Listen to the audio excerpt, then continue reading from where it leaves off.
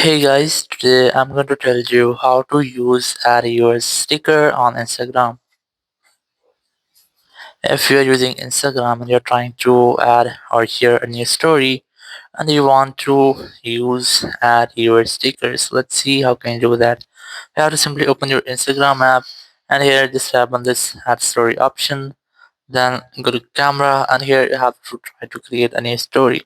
So you can start it or choose a photo from your gallery, but I'm going to click a photo here. Or I want to make it a solid background, so tap on this draw option, select any color, then keep a long press or press and hold on the screen and you will get a solid color here. Just tap on done option.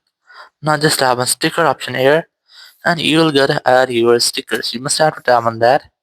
Now let's see how can you use that. If you want to use this, so you must have to try to add a question here. So basically whenever you have a right in here, and I think you can use this dice to add any question here.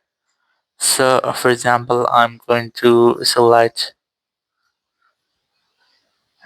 this one here. This is a favorite food option or any emoji like that. So once I have done this, I have done option. So when you have added this sticker to your Instagram story, now whenever a person will see your story, they'll give you an answer.